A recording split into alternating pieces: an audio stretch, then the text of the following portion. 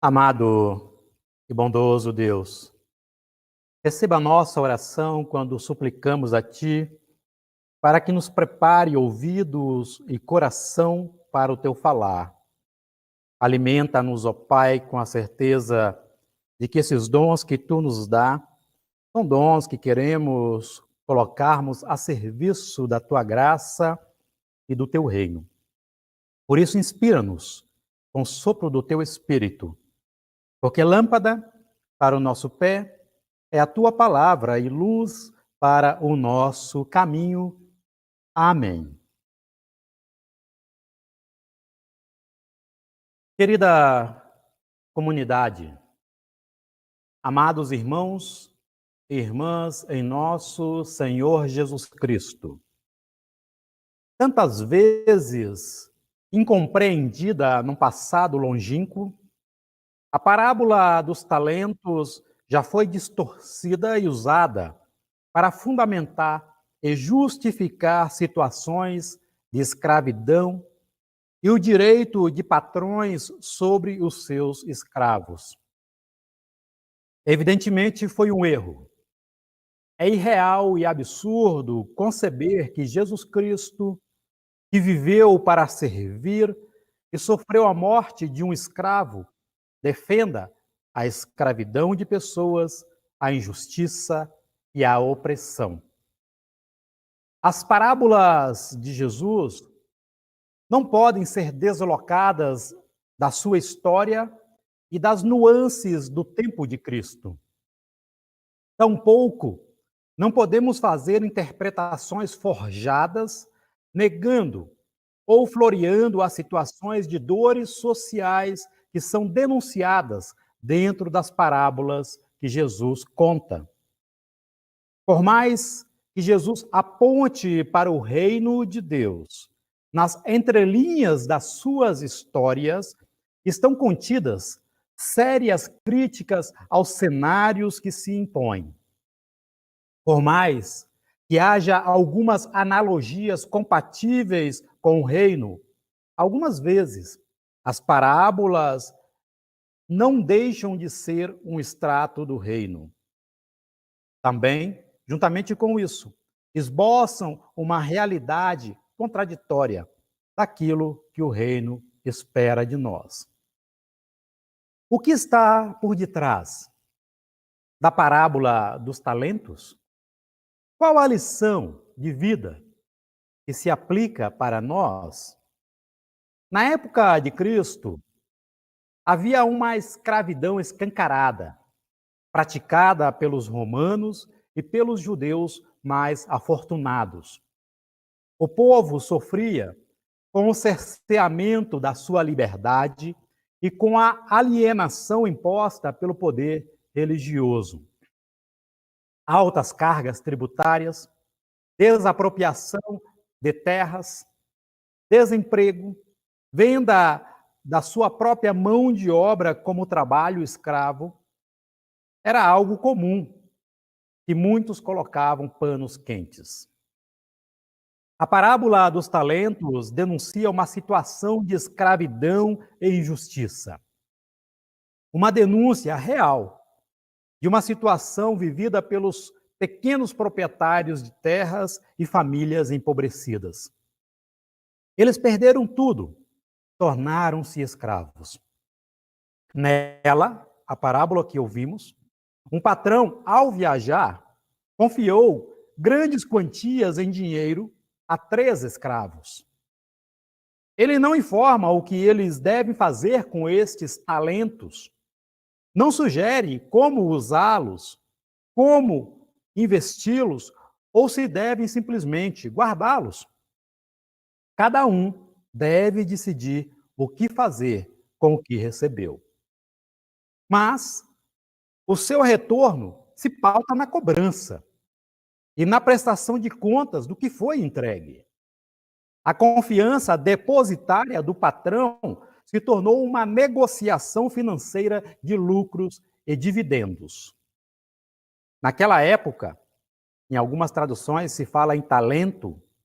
Naquela época, um talento correspondia, segundo alguns especialistas, a 18 anos de trabalho ou 20 quilos de ouro.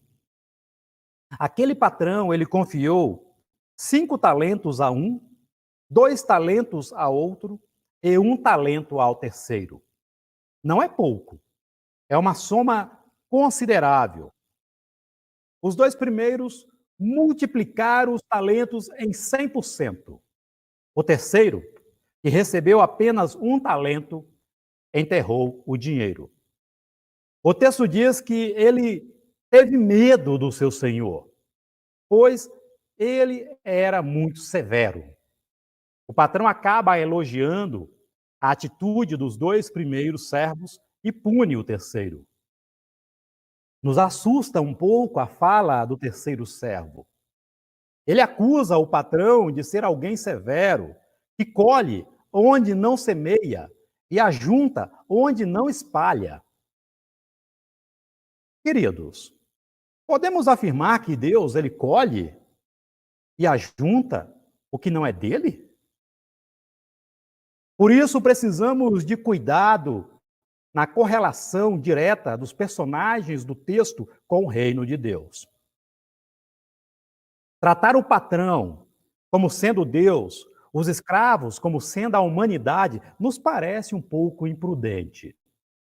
É preciso saber olhar a história, separando dela a mensagem do reino, observando as pontes que Cristo vai criando, que nos remetem à verdadeira justiça divina. Entre as aberturas de cada denúncia da parábola, Jesus fala sobre o reino de Deus.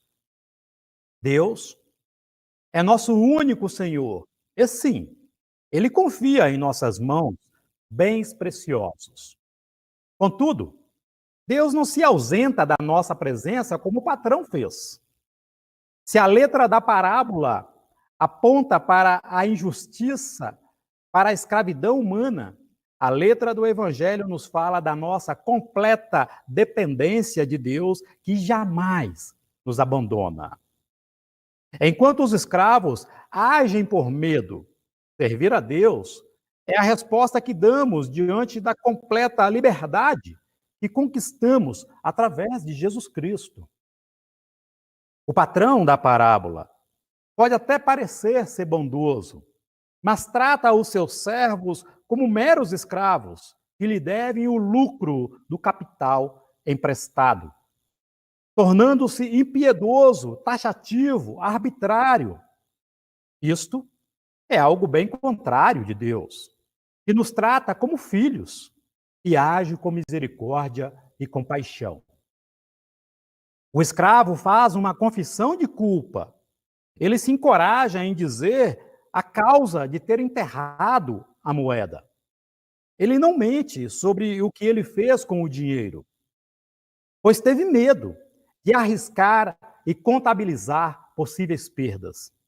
Mas o patrão está mais preocupado com o resultado do empréstimo do que com a confissão do escravo, achando assim ele como maldoso. Pergunto novamente: como podemos enquadrar Deus nesta cena, que nos perdoa em nossa confissão sincera?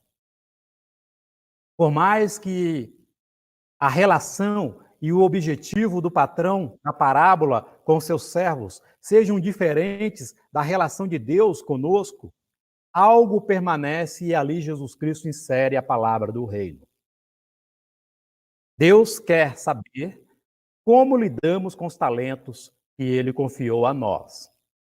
É aqui que Jesus aponta para além da parábola que ele conta. Após ter feito toda a denúncia escancarada dentro da parábola e mostrar que o reino de Deus é contraditório a tudo aquilo que ele estava falando, que diferente de grandes somas em dinheiro, esses talentos em Deus se traduzem com a nossa vida, se condizem com o nosso jeito de ser, com os nossos dons e a disponibilidade de servir a Deus.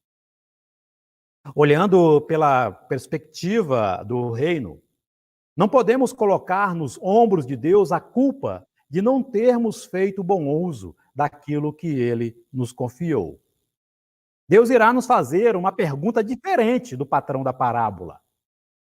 Ele irá nos questionar: por que pensas que colho onde não semeio e ajunto o que não me pertence, se tudo o que eu semeio e se tudo o que eu ajunto está dentro do âmbito da minha criação? Crês que eu sou um Deus injusto? Por que achas que te trato como escravo e não como um filho e meu cooperador? E com estas perguntas, outra interrogante Jesus deixou nas entrelinhas. Por quê? Enterraste o dom precioso da vida que lhe dei com carinho e amor? Diferente do patrão, que exige o lucro revertido para ele, o lucro de Deus é colher uma vida transformada pelos dons que ele nos deu. É ver que nós transformamos vidas e colocamos os nossos dons para engrandecer o seu santo nome. Deus espera que tudo o que temos, nossos dons, nossos talentos, sabedoria, amor e tantas outras pérolas que temos em nós, se reverta para o bem de todos e não somente dele. O que Deus multiplica e confia em nossas mãos deve se converter em atos de amor e bondade para todos e não para ele mesmo, o nosso Senhor Deus. Ao invés disso, tomando emprestada a atitude do servo da parábola, muitos enterram seus talentos, o que seria pela ótica do reino mesmo que ter a sua dignidade sepultada e a luz da sua liberdade apagada. Do que valem a luz da nossa vida e todos os nossos dons e talentos convertidos em nada, enterrados debaixo da terra? Essa é a reviravolta que a parábola quer nos apontar. Se o patrão da história é severo, Deus é generoso e dedicado a nós. E o povo sabia e compreendia o que Jesus estava falando por detrás disso tudo. O que recebemos de Deus não é para ser contabilizado na sua conta, mas para ser multiplicado para o bem de todos. Pois os dons e a vida que recebemos de Deus não podem ser tratadas como uma propriedade privada, mas devem ser entregues em favor dos outros. Querida igreja, quando servimos a Deus, devemos agir com gratidão e amor diante de algo imensamente recebido dele. Cada um de nós carrega a dádiva de poder agir e transformar este mundo. A cada um de nós é dada a oportunidade de servir nossa comunidade, a se pautar pela unidade e a cuidar com amor de tudo o que Deus nos confia. Cruzar os braços diante da responsabilidade que Deus nos concedeu não é uma atitude louvável. Não há ninguém que seja totalmente desprovido de dom divino neste mundo. Então, não podemos nos fazer de vítimas e nos tornar um estranho diante da bondade de Deus. Então, meus amados, o que significa não desperdiçar os talentos recebidos? Olhe ao seu redor. Sua rua, seus vizinhos, já é um começo. Olhe mais longe. Olhe a sua comunidade, sua cidade, seu estado, o nosso país.